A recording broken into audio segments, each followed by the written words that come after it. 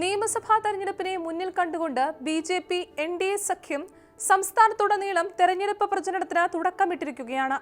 തിരുവനന്തപുരം നഗരസഭ പിടിച്ചെടുത്തതുപോലെ കാലക്രമേണ കേരളത്തിന്റെ ഭരണസിരാ കേന്ദ്രത്തിൽ അധികാരമുറപ്പിക്കുക എന്നതാണ് ബി.ജെ.പി. ലക്ഷ്യം വെക്കുന്നത്.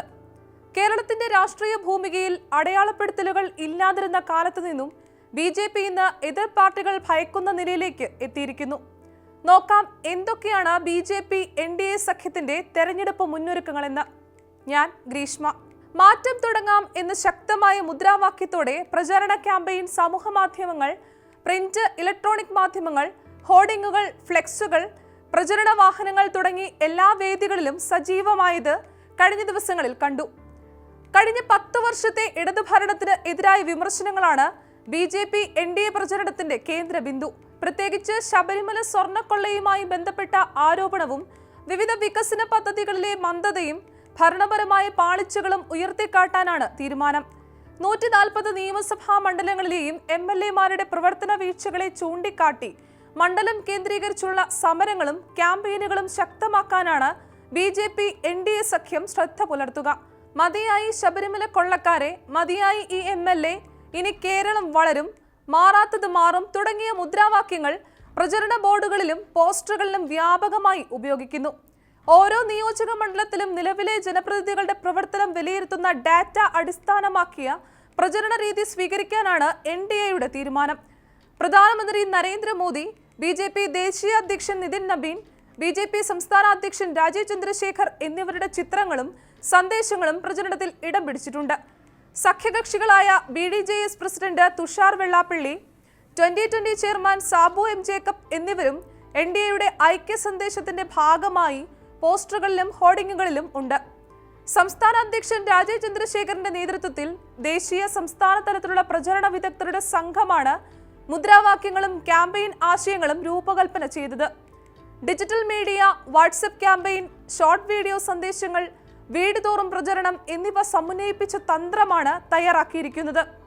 യുവജനങ്ങൾക്കും ആദ്യ വോട്ടർമാർക്കും പ്രത്യേക പ്രാധാന്യം നൽകി തൊഴിൽ, സംരംഭകത്വം, സ്റ്റാർട്ടപ്പ് പിന്തുണ, കേന്ദ്ര പദ്ധതികളുടെ പ്രയോജനം തുടങ്ങിയ വിഷയങ്ങളും പ്രചരണത്തിൽ ഉൾപ്പെടുത്തും.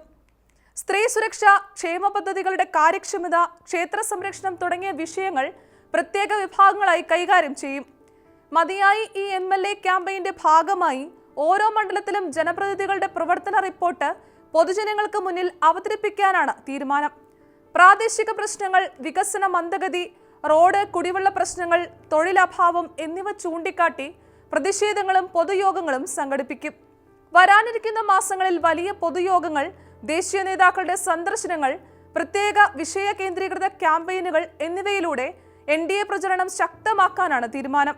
എൻ.ഡി.എ സഖ്യത്തിലെ എല്ലാ ഘടകകക്ഷികളും ഒരേ സന്ദേശത്തോടെയാണ് രംഗത്തിറങ്ങുന്നത്. കേന്ദ്ര സർക്കാരിന്റെ പദ്ധതികൾ സംസ്ഥാനത്ത് ഫലപ്രദമായി നടപ്പിലാക്കാത്തതാണ് എന്ന ആരോപണവും പ്രചരണത്തിന്റെ ഭാഗമാക്കും. കേന്ദ്ര സംസ്ഥാന സഹകരണത്തിലൂടെയാണ് കേരളത്തിന്റെ വികസനം വേഗത്തിൽ ആക്കാനാവുക എന്ന സന്ദേശമാണ് എൻ.ഡി.എ ഉയർത്തുന്നത്. മാറ്റം തുടങ്ങാം എന്ന മുദ്രാവാക്യം ഭരണവ്യവസ്ഥയിൽ സമഗ്ര മാറ്റം വേണമെന്ന സന്ദേശം നൽകുന്നതാണെന്ന് നേതാക്കൾ വ്യക്തമാക്കുന്നു. സംസ്ഥാനത്ത് ഇത്തവണ കുറഞ്ഞത് 30 സീറ്റുകളെങ്കിലും നേടുക എന്നതാണ് ബി.ജെ.പിയുടെ ലക്ഷ്യം. അതിനായി വികസനവും ദേശീയ നേതൃത്വത്തിന്റെ സ്വാധീനവും മുൻനിർത്തിയാണ് പാർട്ടി പ്രചരണം ശക്തമാക്കുന്നത്. പ്രധാനമന്ത്രിയുടെ സന്ദർശനം തെരഞ്ഞെടുപ്പ് മുന്നൊരുക്കങ്ങൾക്ക് ഉത്സാഹം പകരുമെന്നാണ് പാർട്ടി നേതൃത്വം കരുതുന്നത്. കൂടാതെ തെരഞ്ഞെടുപ്പ് മുന്നിൽ കണ്ടുകൊണ്ട് സംസ്ഥാനത്തെ ക്രൈസ്തവ വോട്ടർമാരെ ലക്ഷ്യമിട്ട് ബി.ജെ.പി. കൂടുതൽ സൂക്ഷ്മവും നേരിട്ടുള്ളതുമായ രാഷ്ട്രീയ സമീപനമാണ് സ്വീകരിക്കുന്നത്. വലിയ പൊതുയോഗങ്ങളെക്കാൾ കൂടുതൽ ജനങ്ങളുമായി നേരിട്ടുള്ള ബന്ധം സ്ഥാപിക്കുന്നതാണ് പുതിയ തന്ത്രത്തിന്റെ അടിസ്ഥാനം.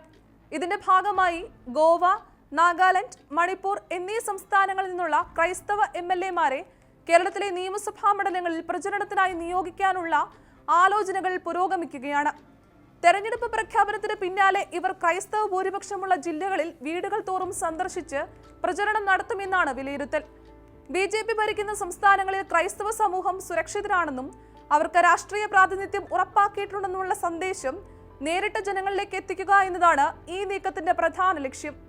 സഭയുമായുള്ള ബന്ധത്തിന്റെ പ്രതീകമായി ഈ കൂടിക്കാഴ്ചകൾ വോട്ടർമാർക്ക് മുന്നിൽ അവതരിപ്പിക്കും. പരമ്പരാഗതമായി യു.ഡി.എഫിനൊപ്പം നിന്നിരുന്ന ക്രൈസ്തവ വിഭാഗങ്ങളിൽ ബി.ജെ.പിക്ക് വർദ്ധിച്ച സ്വീകാര്യത ലഭിക്കുന്നു എന്ന വിലയിരുത്തൽ പാർട്ടിക്ക് കൂടുതൽ ആത്മവിശ്വാസം നൽകുന്നു.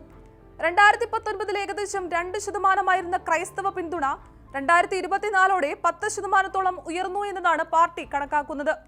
കോട്ടയം, എറണാകുളം ഉൾപ്പെടെയുള്ള മധ്യ തിരുവിതാംകൂർ മേഖലകളിൽ ശക്തമായ മുന്നേറ്റം സാധിച്ചാൽ കേരള രാഷ്ട്രീയത്തിൽ തന്നെ വലിയ മാറ്റങ്ങൾ സൃഷ്ടിക്കാൻ ആകുമെന്ന പ്രതീക്ഷയിലാണ് BJP നിയമസഭാ തെരഞ്ഞെടുപ്പിനെ മുന്നിൽ കണ്ടുള്ള ഈ പ്രചരണ തുടക്കം കേരളത്തിലെ രാഷ്ട്രീയ സമവാക്യങ്ങളെ സ്വാധീനിക്കാൻ ആകുമോ എന്നതാണ് ഇനി അറിയേണ്ടത്.